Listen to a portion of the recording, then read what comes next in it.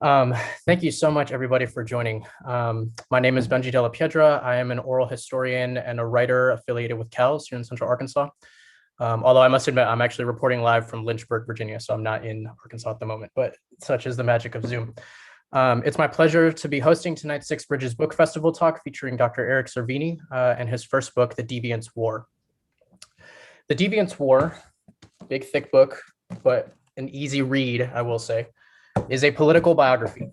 Somewhat amazingly, it is the first book-length biography to be written about the grandfather of the gay rights movement in the United States, Franklin E. Kameny.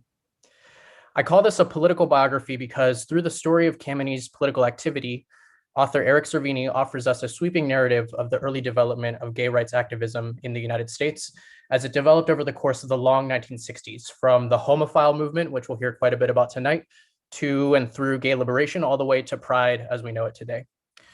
Cervini's first chapter of The Deviant's War takes us quite briskly through Kamany's adolescence in Queens, New York, 1930s, through his service in World War II, the beginnings of his career as a scientist in the early and mid-50s. Cervini's epilogue, some 20 chapters later, runs through the many gay rights victories that followed Kamany's unsuccessful but historic run for US Congress to represent the District of Columbia in 1971. All of which is to say that this book really unfolds over this period that I'm calling the long 1960s, between 1956, 57, and 1971. So that's the period of American history that we'll be talking about tonight. So without further ado, let's turn to our man of the hour, Dr. Eric Cervini. Eric is a graduate, summa cum laude, no less, of Harvard College. I gotta say, one of the fun coincidences of doing this talk is that Eric and I are both class of 2014 at our respective schools. So I need to hurry up and get my book done. Eric, that's how I'm feeling right now. Eric, after Harvard, went on to do his PhD in history at the University of Cambridge in the United Kingdom. The Deviant's War is his first book, and in the year since it was published, it's enjoyed much praise and earned numerous accolades, such as the Publishing Triangle's Randy Shilts Award for Gay Nonfiction, the Queer T's Best Read singular of 2020, and a New York Times Book Review Editor's Choice. All of which are incredibly well-deserved. So, Eric, welcome to this virtual space that we're calling Central Arkansas. We are so glad you're here with us tonight, that you've made the time to be here to tune in from LA. And so I'd like to just jump right in. We don't have a whole lot of time. I was saying this on the phone to you earlier, but before we do that, just wanted to give the floor over to you if there's anything you wanted to say before we dive in. Well, first of all, thank you so much for having me and for the kind words. I'm a Southern boy myself. I grew up in a town called Round Rock, Texas, and my mother was terrified of airplanes. So anytime we went up to the East Coast, we'd drive right through Arkansas, and made my mom stop in either Hot Springs or Little Rock every single time because that's how much I loved it. Oh, that's awesome. What I can't help but ask, like, what about Little Rock stands out on your early memories? So, well, Little Rock we did once, but most of the time I made my mom stop in Hot Springs because I was obsessed with the springs themselves, with the water, the free water that's everywhere. But also, I don't know if it's still there, but there's like a science museum that I was absolutely obsessed with, and they had a roller coaster exhibit that I was just so enthralled with throughout my entire childhood. So before I was as a historian, I wanted to be a roller coaster designer. So I'm glad to see it's still there. I'm gonna have to go back soon. That's awesome. So this is actually a great segue into my first question, which is, who is Frank Kameny, who you refer to as the astronomer throughout, especially the early chapters? And I think that's such an interesting framing. So yeah, just introduce us. Who was Frank Kameny? What caused him to become an activist? You tell that in the first part of your book, and talk a little bit about the organization he founded, which was really, I think, your kind of initial object of interest, the Mattachine Society of Washington. Sure. Well, I refer to him throughout the book, especially at the beginning, but throughout as an astronomer, because that's how he thought of himself. Really from the age of 6. He knew that he wanted to study the stars. He wanted to go to space someday. This was long before mankind had even gotten there.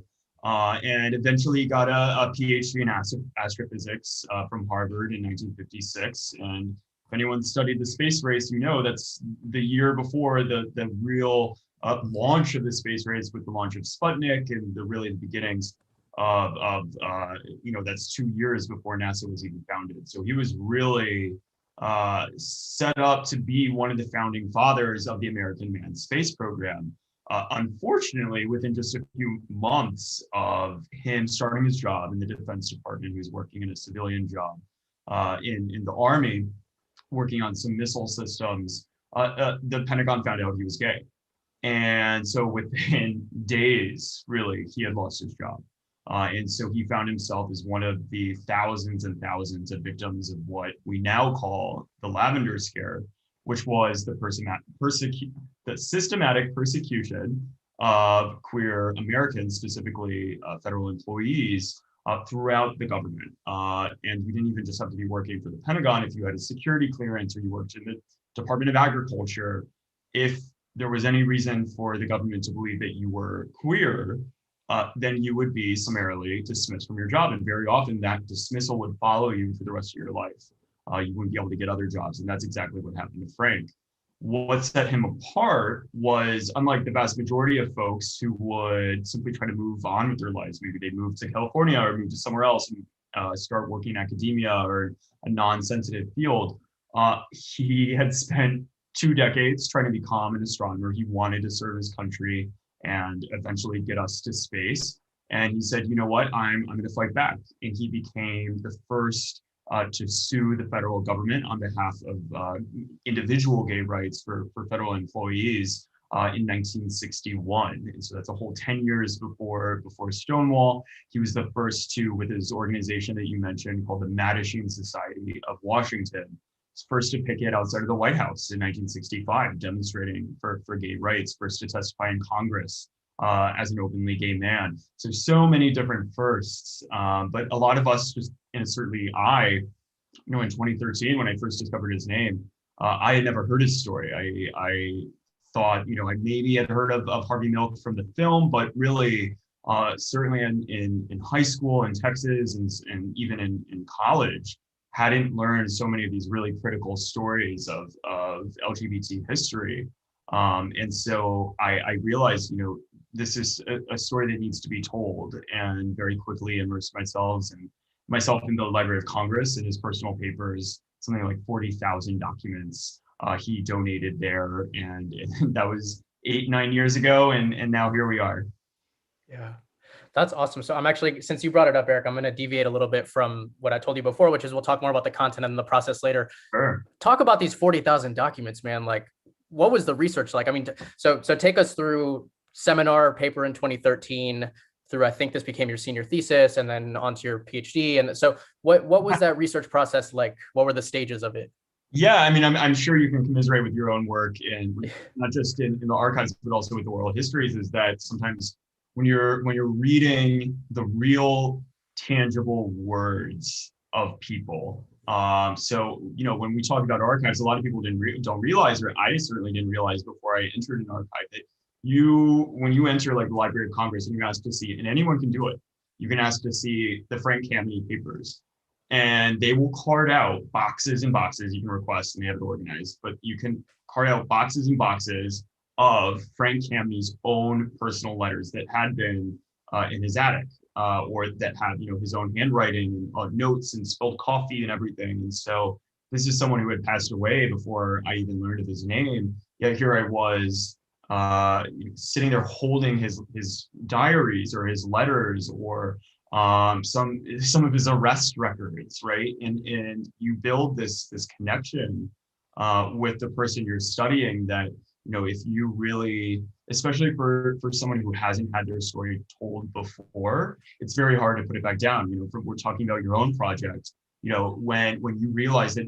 if you don't do it, if you don't write this book, no one will, or at least not in a very, very long time. It's very hard to put it down. So I think that's what really kept me going, is this feeling of responsibility, especially as I started interviewing folks who knew him and whose stories also hadn't been told, who also deserve their own books. And I hope people read mine and say, oh, we were talking about Bob Martin, he deserves his own book, or Sylvia Rivera, she deserves her own book. And so there are so many instances of this throughout queer history, and I hope I can convince other people to do the same thing. And you don't have to have a PhD to do it. Anyone can access these archives and write a book. Yeah, that's awesome. I do. So there's a couple actually directions we could go in here. I'm curious to know what interviewing was like for you, maybe perhaps selfishly. So I'm curious about that, but also why don't we, what were talk about some of the people you interviewed. What was your approach to the interviewing like, and how did the interviewing kind of interplay with all the document work you did? I can say in my case, writing Herbert Denton's biography, Herbert Denton, who grew up in Little Rock, worked at the Washington Post. The paper that I have to work on is the articles he wrote, but in terms of personal papers, I haven't found any yet. I don't have any really of his. I have one set of correspondence from when he was in Vietnam, but that's it. So the nature of my research is so oral history heavy that a project like yours, I'm kind of jealous of. I wish I had 40,000 pages of personal correspondence to go through, though maybe you can convince me otherwise. Yeah, I don't know. It raises its own problems, right? There neither is more valid because by nature, written archives, written documents, yes, they're from that time, so you don't have the issue of memory to deal with, but also the amount of, or the contents of that archive are set. You can't, ask follow-up questions. I can't tell you the number of times I wish I could have spoken to Frank, and he did do a lot of interviews, which I relied on, and so many historians were gracious enough to share their own interviews with him. But the number of times, reading his letters and me asking, okay, what really happened in that public restroom, right? Like, I know this is what you're telling the Pentagon, but come on, between us, like what actually happened? And then on the flip side, when you're interviewing folks, and you may have recognized this, is, memory is a really, really fickle beast. It is something, there may be, someone may forget or not have any recollection of the one thing that you want, but like something else they may have. Or very often their memory, and this was something that I ran into a few times, their memory will conflict with what the written record says. So then suddenly, you have to say, well, this is here's this letter. And so I often, especially talking to people who were in the Mattachine Society who, the late 60s, I don't even remember what I was doing last week. But if it's asking someone like, what exactly were you talking about in these meetings, or what were you doing this day, or how did your political beliefs change during this period when, there was so much change happening? It was such a turbulent time. And very often, they'd say one thing, I'd be like, well, like, here's this newsletter that you wrote this article saying this, does this, refresh your memory? And then sometimes they'd say, oh yeah, I guess, that was me who wrote it. And then sometimes they admit that whatever they wrote. One of my favorite moments in the book is when I was interviewing this woman, Eva Fry, and she was a member of Frank's organization, the Mattachine Society, found this incredible moment right after Stonewall of her going to a lesbian bar. And it was right after Man Had Gone to the Moon. It was the same summer, right? Summer of '69. And this incredible nonfiction account of her, looking up and seeing on the ceiling of this lesbian bar, "Gay is good," which is the phrase that Frank Kameny had coined. And I was like, okay, I have to finish the chapter with this. I'm kind of spoiling it, but I was like, I have to finish it with this moment because it was just so profound. And then I sent it to her after we had talked, and I was like, hey, by the way, I just wanted to show you this piece. I really want to end my chapter with it. And she goes, oh, I totally made that up. It was a piece of fiction. And, and certainly the people who read it, the newsletter at the time, thought it was real. I thought it was real as a historian, but thank God, I had sat down with her and she was able to tell me, oh no, that was fictionalized. But that in a way added a new layer. I put that in the book, of course, that later she said it was fabricated. But, then it raises the question of why did she feel the need to have this kind of aspirational story that didn't quite exist yet, but could have, right? Because of Stonewall. And I think that tells us something else. So it's that interplay between the archive and memory and oral history that is fascinating. And I don't think anyone will conquer it. There's no one right way to do it. It's an art. I mean, that's where nonfiction writing really becomes more of an art than a science. Yeah, exactly. And yeah, I can't help but say, as a dyed-in-the-wool oral historian, I can't help but remind folks that documents lie too, right? Oh, totally. This idea that only oral sources are fickle is kind of a pernicious assumption in the history discipline. Especially government documents, right? Like reading FBI files or like transcripts that are redacted or the FBI burned its entire hundreds of thousands of documents in the 70s related to its sex deviance program. So, the written word is just so limited that, you can't just rely on that on its own. I got to that at the very end of the book. You mentioned when J. Edgar Hoover died, like 3 days later, his secretary shredded something like 600,000 sheets of paper. It's just like, man. Yeah, it's wow. crazy. Yeah, we've got Scott is in the audience is saying it pained him to read about the destroying of all those documents. And yeah, same here, Scott. So yeah, let's keep on this thread, Eric. This is good. I want to talk more about what you're saying, that the process doing nonfiction writing. One thing that stood out in my reading of the book, an impression I had, was the rich and vast cast of characters. You were kind of gesturing at this, how a number of these figures deserve their own books. One thing that's cool about this book that I'll tell those in the audience is that every chapter basically starts with the introduction of a new character. And some of these characters have storylines that develop then over the course of the whole book. They're very much reoccurring. So I guess I'm curious if you want to talk a little bit about any of these secondary characters and maybe some of the tension that you had to deal with in terms of keeping this book really focused on Kamini and being faithful to the genre of biography, while also being as expansive as you were able to be. Right. Well, I think it was a problem even when I was first pitching the book. Being asked by editors and publishing houses, is this a biography or is this a history book? And I usually, my response would be it's somewhere in between. And I think it was kind of experimental in a way. I don't know, I wanted to tell Frank's story, but I also wanted to put his story in the context of America in the 60s and to tell a larger story of what was happening. And so I think it was an interesting experiment. And, in some ways, I wasn't able to do it as much as I would have loved to, because I think I mentioned to you earlier, the manuscript I turned in was 50% longer than what the book actually ended up being. It's 500 pages already, so that's 750 pages. It would have ended up being like that. It would have been a lot bigger, yeah. So I don't really blame my publisher for forcing me to cut it down. The downside of that is what got cut was these stories of these other folks. And we were talking about this earlier, just how so much ended up on the cutting room floor, whether it was Bob Martin or Sylvia Rivera or Harry Hayes, one of my favorite characters, who there actually are wonderful books written about him. But I didn't really, I wanted it always to be a bit more of an ensemble cast. And I think, if it ever gets adapted into anything, wink, wink, it'll be more of an ensemble approach rather than the last thing we need is another show about Phyllis Schlafly, or some soul hero, white hero specifically. You know what I mean? And so, but on the other hand, I'm a white guy, right? And so I think I did feel a bit more comfortable, especially when I started this project at 19, 20 years old. I felt more comfortable writing from his perspective. But now I think, going forward, and especially after, the events of the last year, I think historians also have an obligation to tell these other stories and to show who was left out. So I try to do both, but I think it's something I'm still learning. I think it's something any historian who's writing about one individual, I'm sure you're encountering this yourself, is, you have to be careful about, taking their shoes and speaking for them, because sometimes you can't do that, especially me if I'm speaking about, Bayard Rustin. But also we need to make sure we're giving credit where credit is due.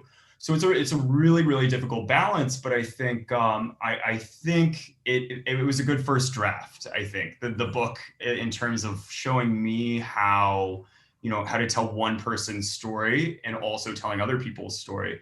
But in the future, I don't think I'm going to write another biography, because I think history is too complex to have it focus on one man. And in fact, if you look, I don't have the copy of the book anywhere, but if you look, the hardcover has Frank on the spine, and that was something I asked at the beginning for them. I didn't want him on the spine because I was like, this isn't a biography, right?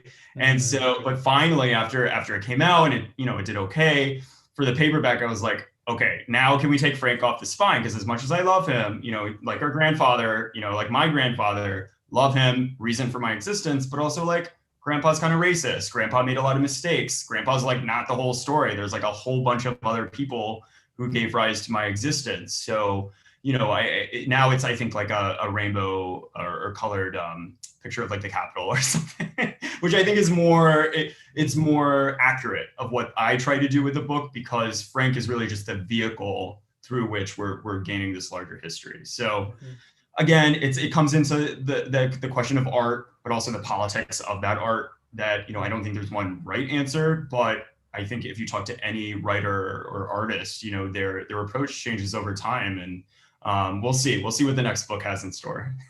Yeah, I'm gonna save that question for the end. What you've got? Oh God, on the boil. We'll keep the focus on the first book for now. Sure.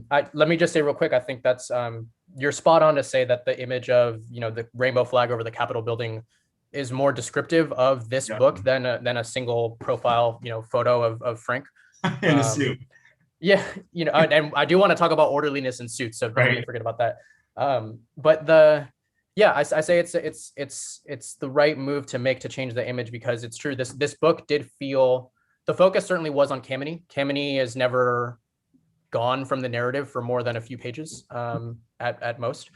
But it struck me as a very kind of environmental book, if that makes sense. Like I got a really good sense of the kind of social world that Kamini moved through. So while we don't get all of, and that's the thing is that, and you do a very good job of not just suggesting, but just kind of declaring what the limitations of Kamini's world is. So for instance, like we don't learn anything about Black gay DC in this book, other than that it wasn't part of Kamini's white gay DC. And so I think those are the kind of things that I think you did a good job of as a historian, trying to make sure that other dimensions of this larger story that we know of as gay liberation, pride, that there were other dimensions that are not encapsulated by Kamini. Right, exactly. Yeah, I do want to be mindful of time. Real quick, do you have any favorite secondary characters? Anyone that, like you were saying, deserves their own book, or who you think, just deserves some shine at this moment right now that we're on? I think Bob Martin, you mentioned you went to Columbia. He's just one character whom I got to spend a lot of time with, because his papers are currently at the New York Public Library, and he was one of the few characters who kept a diary. And so if Frank never kept a diary. We were talking about the kind of the spyiness of some of the like personal details. And part of the reason, anytime you're asking as a reader, like, oh, what really happened with this relationship with this guy? Or did he and like Randy really have sex or not the first time they met? Those are questions I was like dying to answer and couldn't, because he had passed and he didn't. Maybe he wrote it down and then didn't include them in his contribution to the Library of Congress, but he was very, very private person. And it is a political history, so I had to weigh that too. But Bob Martin is a character who, because I didn't have as much of that personal color from Frank, I did have it from Bob Martin, and I tried to include it as much as I could. Especially, the first time the word Stonewall comes up is because Bob Martin went there. In fact, it's a endnote, so I doubt anyone has read it, but like that letter that Bob Martin wrote saying that he was going to go out dancing with the Stonewall disproved the book, The Stonewall, about when the Stonewall actually opened, because we don't know exactly when the Stonewall opened as a bar. But the fact that Bob Martin went there New Year's of '66 meant that it was actually opened at least a few months longer than when all historians had previously thought, which is crazy, right? And that's from reading a guy's diary.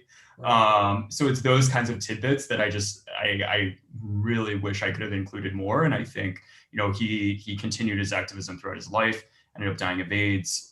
He should have a book too, and anyone can go to the New York Public Library and see these pieces of history for themselves. Cool. Yeah, I'm looking forward to the adaptation, man. I gotta say, I think that's where we'll find out. I think Bob Martin will be a fun character. I don't know who will play him, but it's got to be someone like feisty and good looking and crazy, because he's quite a character. Yeah. He he founded the Student Homophile League at Columbia in '66, and which I think is the first ever campus queer gay organization in the U.S. So certainly a significant figure in his own right. Since you brought up Stonewall, Eric, I was going to go there as well, and just for the benefit of anyone in the audience who may not know what Stonewall is or was. Can you tell us what Stonewall was and how that kind of fits into this broader history of gay activism that your book tells? Sure. So Stonewall was the last weekend in June of 1969. It was, depending on whom you ask, it was either a riot, an uprising, a rebellion. Essentially, it was a reaction to a legacy of police brutality and harassment that queer folks in New York were experiencing throughout the 1960s and the decades prior, and frankly after Stonewall as well. But there was a raid on the night of the 27th of June, and it was really the first time, not that queer folks had fought back, but that rebellion, because there had been instances, especially in California, that happening previously in the 50s and 60s, but it was the first time that it was covered. There were 2 reporters from the Village Voice who were there. The New York Times reported on it, and it continued for several days. And so that news, the fact that it reached all corners of at least queer America, it sent a message that finally queer folks were willing to put their bodies on the line. And it was primarily trans women of color, gender nonconforming folks, sex workers who were the ones to do that at the Stonewall. And you mentioned Respectability briefly. It was very different from Frank Kammeny's brand of suit and tie that's on the spine of the book. These were the least respectable elements of society who were fighting back. And so it sent a message to folks who didn't really feel a sense of belonging in Frank Kammeny's movement, maybe who didn't own a tie or a suit or tie, or who couldn't afford to buy one, let alone go work in the Pentagon. They were just simply trying to survive. It sent a message to them that finally there was a movement, an armed struggle for them to start participating in. And so you start to see new organizations and a huge influx of a new generation of kids like Bob Martin and a lot of his cohort in Columbia and elsewhere move from the anti-war movement, which had been very, very large at the time, into the new gay liberation movement. And frankly, Kameny himself wasn't really able to adapt to that change. He really stayed firm to his policies of trying to be respectable and show, oh, we're just like those straight folks, but that doesn't really work. And there's a reason why we don't know his name. And I think that's a big part of why I wrote the book, was also to show some of his shortcomings and to show activists today how important it is to adapt over time, because if you don't, you'll get left behind, but also you'll look kind of silly while you're at it. Yeah, I think that's another great dimension of your book, Eric, is the way in which you obviously have, I think it's fair to say, like, you admire Kameny, like you've spent a whole lot of time, putting him in a really good light, but you were also very honest about his limitations. And there's a moment in the book, I don't have the page reference here, but there's a moment in the book where you describe Kameny leading some kind of march, and as you said, everyone's in their suits and everything. And I think it's a couple of it's either 2 men or 2 women who are holding hands, and Kameny goes up to them and literally like takes their hands away from each other. That was such a poignant moment, I'm just wondering, do you want to expand a little bit more on that? Another thing that comes to mind is how Kameny was accused of running an establishment movement. I found that really interesting. Again, this emphasis that he placed on orderliness, which perhaps to some degree might be a function of his being a scientist, Yeah, I think so. Totally. I think so. Yeah. Mm-hmm. Yeah, I mean, it's this whole, historians have talked about for a long time, this idea of the politics of respectability. And for folks who, that may be a new term, I mean, it's really just kind of adopting some of the characteristics of the oppressor. So in other words, if the Pentagon or the FBI is oppressing you and saying you're not allowed to work here, well, I'm going to dress just like an FBI agent or a State Department employee to show, and this was a very conscious decision on their part, to show that, well, I'm no different than you. And so it was a very aesthetic thing. And that was something that Frank actually borrowed from the Black Freedom Movement in the South in the early 60s. students and folks who were marching there were told to dress as if they were going to church. And so, I think there's a line that has to be drawn, because on one level, respectability, especially, dressing a certain way or behaving a certain way, is a survival mechanism. I don't think that Frank Kameny would have been able to make that jump to marching in front of the White House or attending or testifying in Congress if he wasn't wearing a suit and tie, or if he wasn't, acting really damn straight, in order to kind of make himself feel more comfortable doing these extremely transgressive things that had never been done before. So I do think there's a certain level where it's a psychological aid to get over that barrier. But then at a certain point, as they kept marching and as they realized, they weren't going to be attacked because they were transgressing gender norms or because they were gay, that actually they're fine marching outside of the White House. Then I think he could have probably, so to speak, put his hair down a little bit and chill, and that's where I think the kind of the personal level of him just like keeping control of the movement. I think he had a rule that there had to be 5 staples on each side of the sign. That's like the personal level. But also, I think there is some internalized homophobia, transphobia. If you showed up in drag, or you weren't conforming to gender norms in other ways, you wouldn't have been able to march. And so I think recognizing that exclusion is a necessary byproduct of respectability, and as a result, your movement is going to be kept artificially small if you're ever trying to tell people that only some gays or some members of the queer community are respectable, because everyone else out there isn't going to want to join your movement. And there were so many instances of folks in bars or who were also openly gay at the time who just had no interest in joining Frank's group or the Mattachine or any of these organizations, because they were known to be kind of stodgy and old fashioned and wearing a suit and tie, and that doesn't sound like fun at all. And it certainly doesn't sound like it's reflective of who I am. And so I think it's that failure to adapt that I hope comes across in the book, but I hope it also shows that how important it is to be doing that same thing, adapting today. Yeah, totally. And it's so interesting, Eric, you bring up the inspiration that Kameny drew with regards to respectability from the, let's call it kind of the Martin Luther King side of the Black freedom movement of the 60s. While at the same time, in this, I'm actually going to read just a brief selection from the book because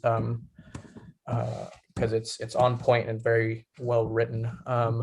The inspiration that Kameny, on the other hand, drew from Black Power and kind of the Stokely Carmichael side of the freedom movement of the later 60s. So this is on for anybody who has the book at home. This is in the chapter called "The Chaos," page 275. It was here we go. In May 1968, 700 Black students in Newark chanted "Black is beautiful" during a boycott of the city's high schools. On Maryland's Eastern Shore, Black college students gained an unprecedented meeting with Governor Spiro Agnew after they marched with signs that said "Equality, we shall overcome," and "Black is beautiful." Frank Kameny heard the chanting on television. Here was a minority, he realized, actively fighting the suffocating feeling of inferiority thrust upon them by American society, thus allowing them to mobilize, to fight. It was this same feeling of inferiority that prevented homosexuals from resisting the purges, from leading their own organizations, from believing they were perfectly healthy, and from coming out of the closet. This negativism, he explained to Giddings, another one of these important secondary characters. This negativism, he explained to Giddings, saturated every approach to the matter which one is likely to find and colors initial assumptions, logic, and reasoning, and final conclusions. And by the way, that is a Kameny quote, and that is another thing I wanted to point out, is that if we're talking about respectability, I think it's also evident in Kameny's use of language, right? He's so articulate, he's so eloquent, he's so just kind of, I don't know, the ways able to put words together. That's just another thing that kind of, I think, probably made the book just that's slightly easier for you to write, is that Kameny's own words kind of speak for themselves. But anyway, so then you go on to say, Eric goes on to continue writing, self-negativity was the confounding variable, the hidden root cause behind the homosexual's inability to join his war, Kameny's war. because this is at a moment when Kameni's trying to recruit more people to his movement. Mm-hmm. If African Americans had a phrase that combated a language and culture that equated Blackness with evil and ugliness, homosexuals needed their own phrase, one that counteracted the association of homosexuality with sickness and immorality. The word homosexual did not roll off the tongue, and the word gay was still an in-group term. In speeches before heterosexuals, Kameni still had to define the word gay. He did not want a word like power that suggested a sense of superiority, for he wanted it to appeal to heterosexuals too. One day in August, while eating an orange in his kitchen, Kameni discovered a solution. Quote, "Gay is good." The phrase was bland, but more important, it was broad. Not only did good connote a positive condition, but unlike other options, such as gay is great or gay is grand, it also connoted moral goodness. Let me stop reading there because that actually ends right where I wanted to go, which is, again, this is an echo, what you were talking about earlier. This is an echo of, tensions and divides that we find in the Black freedom movement. I just lost my train of thought. Gay is good, Black power. I just lost my train. That you have this split over strategy, right? On the one hand, the more conservative, if you want to use that word, side of the movement is calling for moral suasion, right? Whereas the other hand is calling for confrontation. That's what I think we can think of as like Stonewall, what Stonewall stands for. I'm going to be who I am in public, and anyone who doesn't like it can leave, right? Like that kind of, I'm just going to be who I am.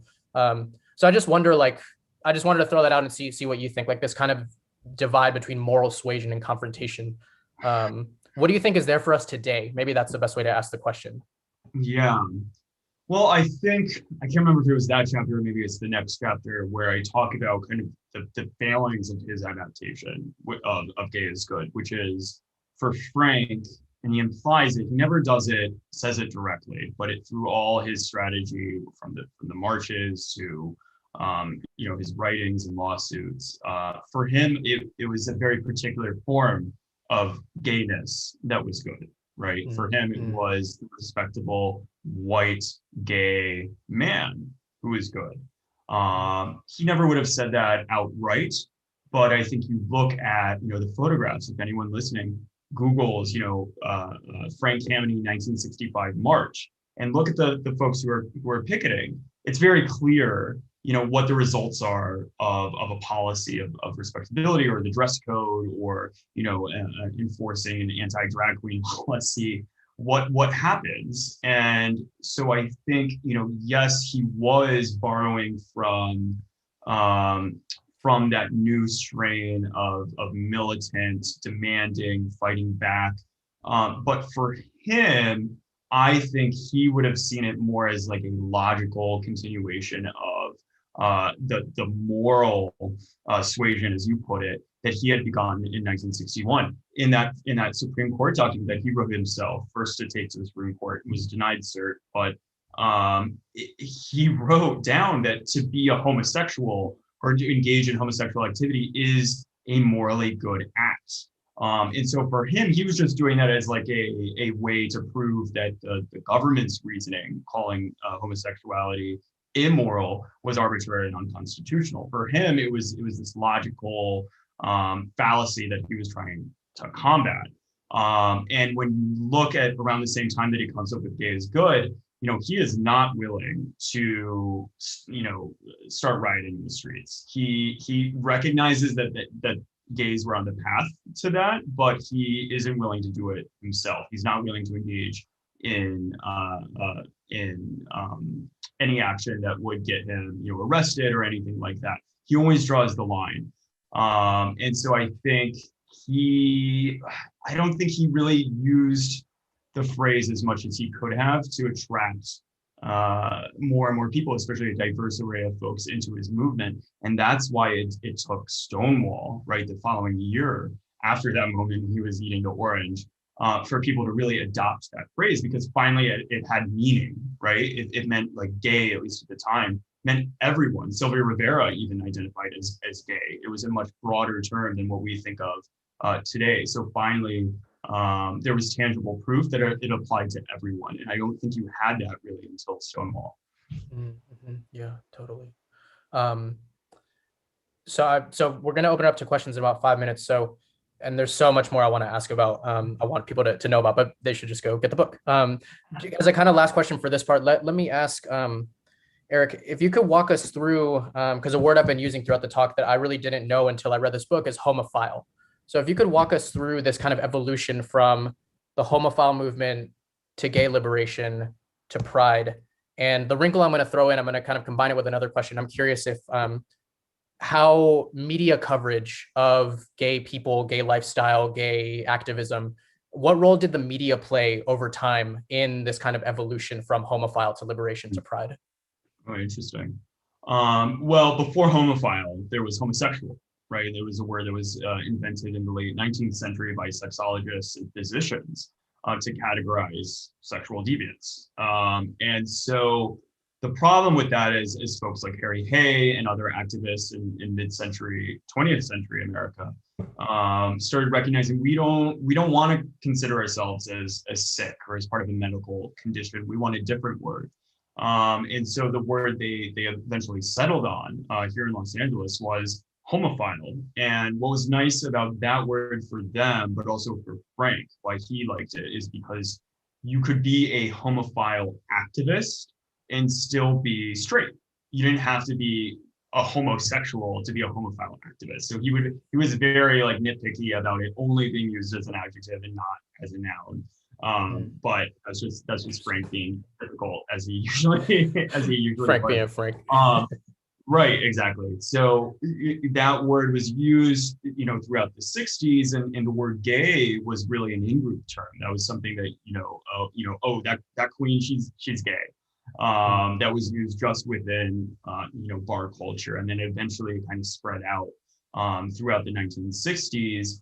And eventually the new generation of activists like Bob Martin and others in the Gay Liberation Front, for example, said, you know what, homophile, even that is too connected to the medical profession. It makes us sound too clinical. The word gay is more accurate to represent not just the entire array of the queer community, which is what we now would call it. The problem is, since then, the word gay has now been, I would say winnowed down to mean gay men, right? And arguably white gay men, because of those who have people like Frank and others, whether it's the Human Rights Campaign or other organizations who, they made the face of being gay in the political fight of being gay, white and male.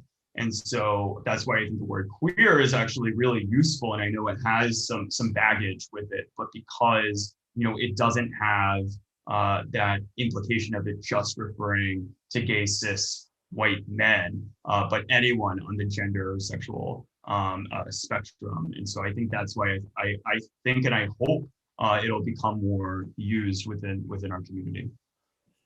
Yeah. And then if you wouldn't mind indulging me, like what role did the media play in? Yes, the media. Well, I mean, what was nice about the homophile movement was they considered themselves the spokespeople, right, of their movement.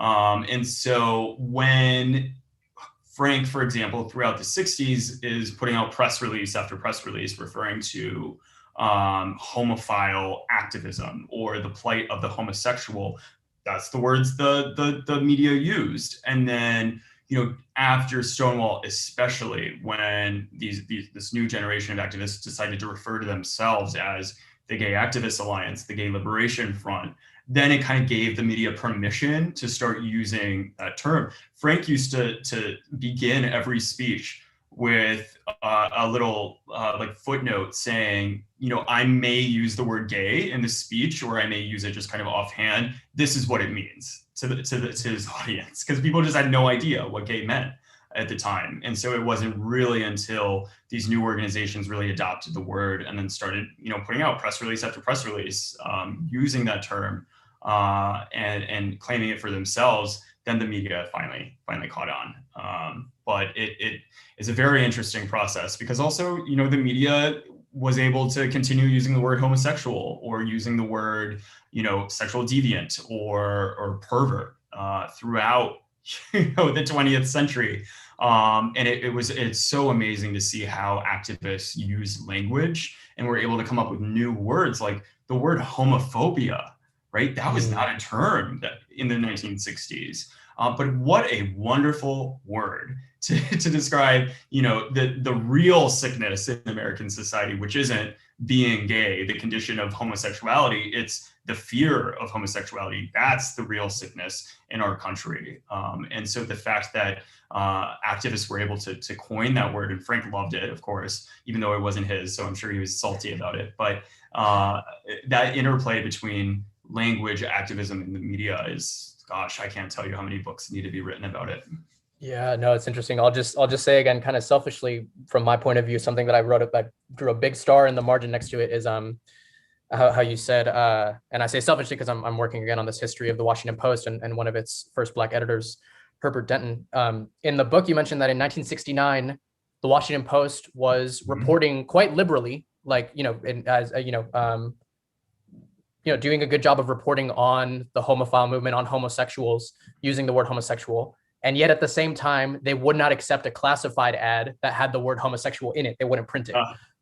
So that cognitive dissonance is just, is worth remarking on. Right. Totally. And especially within the Post and so many of these other outlets, what it ends up being is just like, it was one dude who was running, the editorial section, Yes, another dude who was running the news, and then another dude running the press department. And so you just end up having these totally conflicting policies and different levels of prejudice that you can see. You can go into Frank's papers. I'm very curious if he has correspondence with Denton. Yeah, I'm gonna have to go look. Yeah, it's who knows? I'm very because you do say in the book that if anybody wanted to, like, I forget what you have this great sentence in the book towards the end where you say, like, anybody who wanted to know, like, where the gay bars were, or like what lawyer to call, or just anything that had to do with being gay in DC, Campbell was the guy whose number was everywhere. He was always getting phone calls. So who knows? Yeah, there's a very good chance, although having looked at the logs of those incoming calls, he almost always kept them anonymous, right? Because one of the folks who would call him and ask for that information who were traveling to DC or were new to that world would be totally closeted. And so I wouldn't be surprised if there was even an unknown interaction on that front. Yeah. Cool. So again, I'm going to hold off on asking more questions for now. Any questions from the audience? Anybody? I don't think you all are able to voice yourselves, unfortunately, but if even if it's a thought, go ahead and put that in the chat. Okay, so Mr. Harold says, okay, it's an interesting question. So isn't the greatest lesson from Kameny that it pays to be patient? It took, 30 years to repeal the DC sodomy law? What do you think about that? It pays to be patient. Is that one of the morals of Kameny's story? I think it's important to differentiate patience from not giving up, right? And because Frank Kameny was the least patient person I've ever studied or met who was alive or not, because if he were patient, then he would have said, oh, eventually I don't need to sue the Defense Department. If I keep writing enough letters, then we'll eventually get our way. But every step of the way, he had the choice to take that easy route to kind of wait it out, or to fight. So many people told him, like the ACLU lawyer who was representing him dropped him as a client because he was too impatient. He was like, I want to take this to the court. He's like, no, the courts are not ready. We don't have, the legal foundations to even get us to them even wanting to listen to this case. And he says, no. It's a matter of principle. But what does make it, that doesn't change the fact that it did take 30 years for the sodomy law to get in place, but that was a result of 30 years of inexorable pushing by activists, including Frank and so many others. And so, I would caution folks to say, oh, like change will come. It doesn't unless you fight for it. There's another great book out this month by Sarah Schulman about ACT UP, called Let the Record Show. It's twice as long as my book, but twice as good. But it's very, very good. That shows the same exact phenomenon of like you cannot give up, but also it's that lack of patience that also is what drives political change so often. Mm-hmm. Yeah, and it's again, I think there's a tension there. You can see that you can see this kind of debate again within the Black freedom movement. Any kind of movement is going to have its debates over, are we pushing too hard or should we be more patient? Mr. Harold is clarifying, saying, I guess I meant playing the long game. And I think that's what we're getting at here. Totally.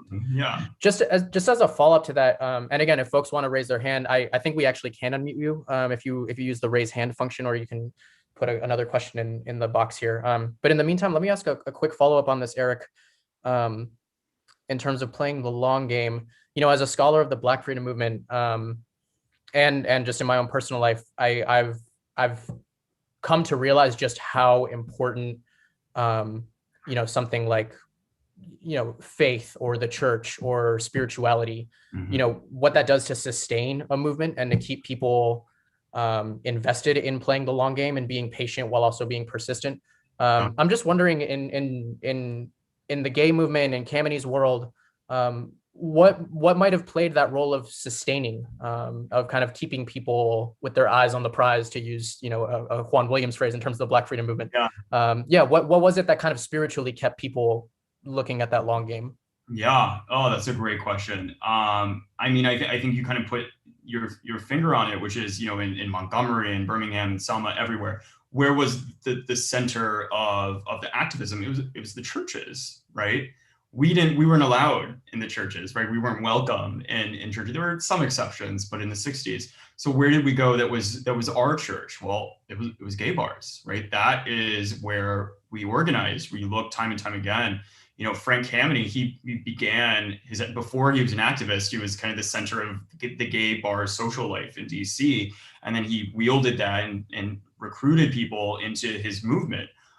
When he ran for Congress, 11 years later, all his campaign events were at gay bars, and that was not only just a safe space in a place where you could find community and arguably spirituality, but also it gives you that sense of even if we fail, even if this march doesn't work, if we only have 10 people, they went and had a buffet in the gay bars, right? They went back and they had a grand old time. They were friends and they were in this together. And that's something I think you see in all histories of activism. If you have to have that something extra that, you would say, either spiritual or faith, not just in something larger, but also in your community, and recognize like, I'm not just doing this for myself. I'm doing this for everyone in this gay bar and everyone in this city. And I think that they're so crucial. And there's a great book.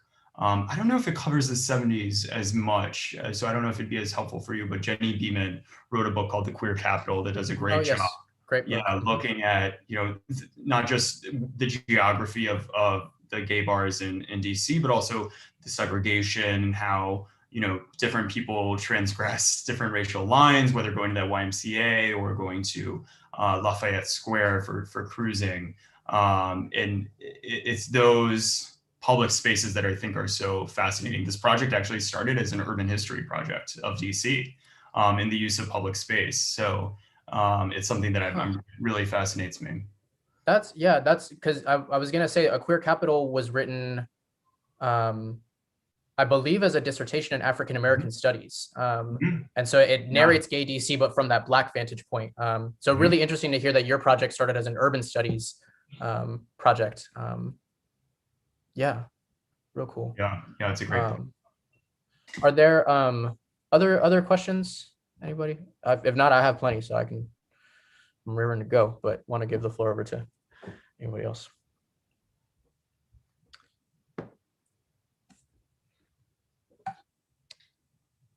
I'm gonna read a question from my phone, or rather read a statement that I already mentioned to you before we got on the call, Eric, and I just want to tee it up for you. So earlier today, I mentioned to a friend of mine in New York who is Black and gay. Shout out to Tim McGee. He wouldn't mind me using his name.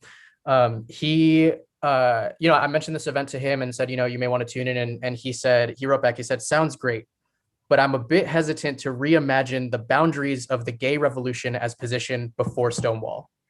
But hey, expletive, it sounds like a good session.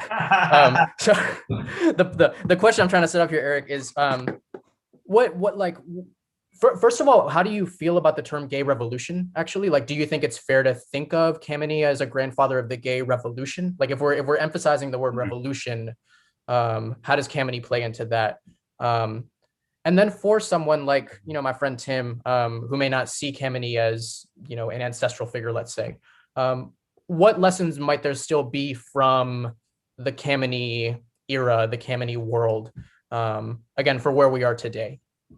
Yeah, it's a great question. I think the way I always like to conceptualize Stonewall was it wasn't the moment that started everything, but it was the moment that changed everything. So that's the definition of what a revolution is. Of course, Stonewall was a revolution, but that doesn't mean that, the Ancien regime didn't exist before that. And that's exactly what the homophile movement is. And so I think we have to, as historians, but also activists, understand, what was it that enabled Stonewall, and what was it that prevented the homophile movement, especially someone like Frank Kameny, from enabling this revolution themselves. And I don't know if he would refer to himself as a revolutionary.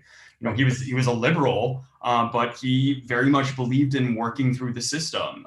He didn't believe in, the armed struggle or the downfall of capitalism. And right after Stonewall, that is exactly what they were fighting for. That is exactly what the Gay Liberation Front was fighting for. But I think most importantly, I think it's important to study his story and the story of the homophile movement, to study what went wrong. Because I would argue that we're closer today to having a movement for gay rights or queer liberation. Really, it's gay rights, at least in the last 20 years. That movement that we're in now resembles much more the movement of the homophile world of Frank Kameny than it does the immediate post-Stonewall Gay Liberation Front world. They were, if you read the tenets of the Gay Liberation Front, they were calling for the armed struggle, end of capitalism. It fell apart because they were donating money to the Black Panthers.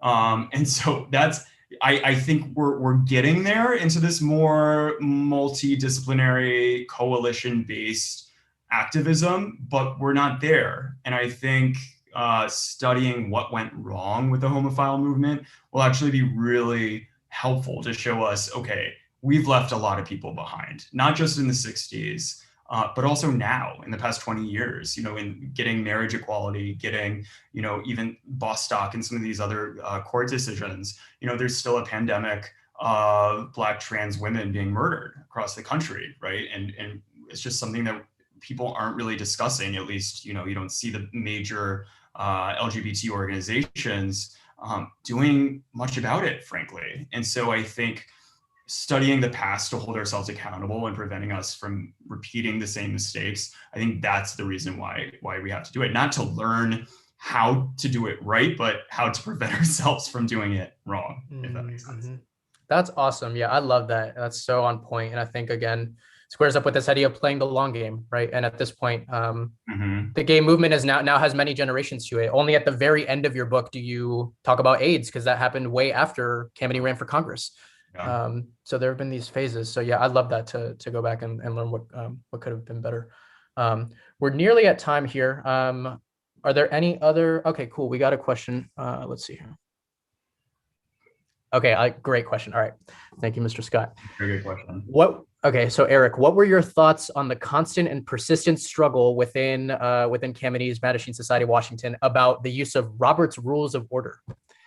Scott goes on to say, I find it amusing that it kept coming up and it was such a big deal. Was it Kameny's quest for order and control, or was it more trying to be like other non-gay organizations where Robert's Rules of Order might have been so crucial in the 1950s and 60s?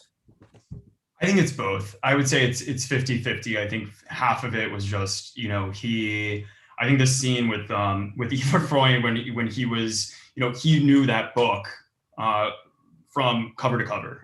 Robert's Rules of Order, for anyone who doesn't know, is, when you hear someone seconding something and motion to XYZ, that's those rules. It's a huge book, these rules, which Frank memorized in entirety. And because he knew them so well, he was able to wield those rules above anyone else. Sometimes like a little bit, it wasn't the most like faithful use of them, I don't think. I think he kind of counted on people not knowing them as well as he did. So then you have someone like Eva Fry, who gets, isn't allowed to have her item on the agenda. And he's like, oh no, you can't do it. You're not following the Robert's rules. And so she goes and checks out the book from the library, studies up on him, and brings it to the meeting and is able to get her way. So I do think that personal obsession with control and order is part of it. But also, at the end of the day, I mean, hey, Robert's rules, that's still what I shouldn't say, like Congress probably isn't the best example of like someone using Robert's rules well, but even like ACT UP used Robert's rules, even though it was like a pseudo-anarchist organization. They were loosely using them because it does work. It's relatively fair. But also I think what Scott really puts his finger on also is it's a way to show that you're respectable too. And I think that's a really, really good point, because, if you're modeling yourself after the NAACP, which is exactly what he did, then you want to include all the trappings of other legitimate civil liberties organizations. And that's exactly what they did. So if they had, in that first meeting that they had with the FBI agent, or it was the vice squad officer in attendance, Frank was likely very pleased that they were using Robert's Rules of Order, because it showed that they were legit and serious and professional. And that's respectability. That's what he was going for. Yeah, I think it's important not to lose sight of the fact that Kameny was definitely an elite, right? Like PhD, you know what I mean? Government astronomer. I mean, he was, and again, this comes throughout the book. I mean, just whip smart almost to a fault, right? Definitely to a fault. Definitely to a fault. Yeah, he was not the, I don't want to say not the friendliest, but he wasn't the warmest of people. And he was a brilliant man, and thank God he was a brilliant man. But also, that's what got him to the success of so many of those firsts that we opened up with. But also, I think that same intransigence is what held him back. And it's that complexity that I hoped to capture in the book. But I think, in any history, capturing the good and the bad, and all facets of the human condition is really important, but it's really hard. So if you learn any more tips, let me know. Yeah, well, actually that perfectly tees up my last question. I'm going to go just a couple minutes over here. One thing that I think is pretty cool, Eric, is that it's been 1 year and 1 day since your book was published, June 2nd, 2020. What's the last year been like for you? How has the book been received? Have your thoughts on Kameny evolved?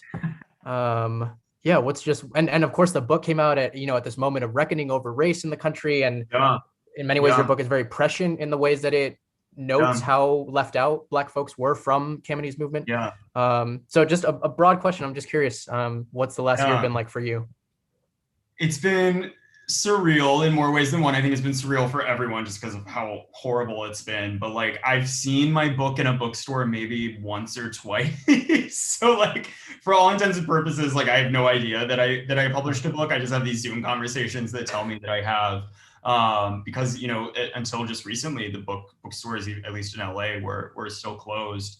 And so that's been odd, but I think I'm glad you mentioned, it came out last June, right in the midst of the protests after the murder of George Floyd. And I think, that was a really, really important moment, not just for the country, but for like me as a historian, as a person, and I think radicalizing in a lot of ways. And I hope that people, the fact that pride parades were canceled to begin with because of the pandemic, and then they were replaced by marches for all Black lives or Black trans lives all throughout the country.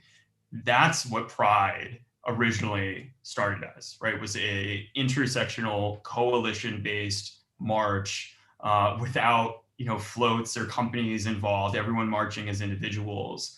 And so I really do think, the events of last June, I think and I hope they will be the most important moment for our community in terms of reckoning for our purpose and how we interact with other movements and build inclusive spaces. I think it's the most important since Stonewall. And it's certainly on a personal level given me a new sense of purpose. Do I plan on writing another biography of a white dude? Probably not, right? And honestly, I don't know if I would have gotten there if it hadn't been for, marching myself and kind of doing some of this like self-analysis that I think a lot of us were doing. But I think, looking forward, trying to figure out, okay, what stories are out there that still need to be told? And how do we get kids in Texas and Arkansas learning these stories, learning about Bayard Rustin, Sylvia Rivera, and Marsha P. Johnson, and Frank, right? Yeah. Getting the full spectrum of the LGBTQ plus experience easily accessible to everyone. Like that's my goal. So I'll keep you updated. Still working on it. We'll see. Yeah, no, that's awesome. This is actually a great way to close it out, Eric. You mentioned earlier that you might have your next book is on the boil. I also know you do a podcast that I haven't made the time yet to listen to. Maybe you want to plug the podcast. What else is going on in the world of Eric Cervini these days? Yeah, podcast's a little bit on hold. I started it right before the pandemic hit, and I was like going to gay bars and like interviewing folks and things like that. And then the pandemic hit and it stopped. So that's, rest in power, just like my plants that have also died during this trying time.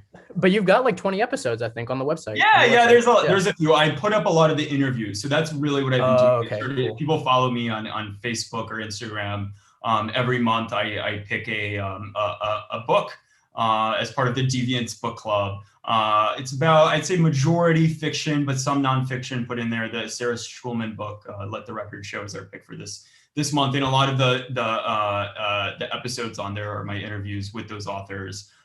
Very similar to the one we're having now, except I like asking the questions because it's much more fun to be the person asking the hard questions, but also getting tips on writing and how we write history and all the different intricacies of it. So yeah, we'll have to, when your book comes out, we'll have to do one. We'll have to trade places. Yeah, absolutely. Yeah, exactly. Yeah. So what's next? What are you working on next? I am, we'll see, still hammering it out, but I'm working on the 70s. I think I'm done with Frank. Nice. I love him to death. It was 8 years with him. But I think this next one will probably be looking, especially at that moment that we kind of alluded to earlier, right after Stonewall, this kind of revolutionary fervor that was happening throughout the queer world of building coalitions with the Black Panthers, with women's liberation, and what happened to that, because it's a very interesting story of how we went from, the first 1970 Pride March, which looked very different from what our marches look like now. And I think that happened in the 1970s. So I'm very, very curious to see what exactly went down. Yeah, as are we. I know I speak for everyone in the audience here still. Yeah, let's call it here, Eric. We're 10 minutes over time, 9 minutes over time, and that's all my fault. But I don't think anyone's too mad about that. Keep going. Yeah, wonderful. So yeah, thank you so much again. Really on behalf of everyone here, the Six Bridges Book Festival, Central Arkansas Library System. Again, the book is The Deviant's War. I'm doing my like Jimmy Fallon thing. The book is The Deviant's War by Eric Cervini. Any closing thoughts for us, Eric? No, thank you so much. It's been such an honor and such a joy of a conversation with just wonderful questions. So thank you to you, Benji, and Nathan, and everyone at the festival for including me. Cool. Yeah. Likewise. And what was I had like a really clever closing line that just story of my life. We'll save it for our next one. We'll just have to save it for the next one. Yeah, thank you again, Eric. Again, everyone go check out the book. And yeah, and I can, let me go ahead and just put in Eric's website where you can catch the podcast. This is his name, Eric Cervini, right? Or yeah. ericcervini.com. Perfect. All right. Oh, oops, I sent that just to the panelists. ericcervini.com. All right. Thanks, Eric. Thanks again. Y'all have a great night. Okay. Bye, everyone.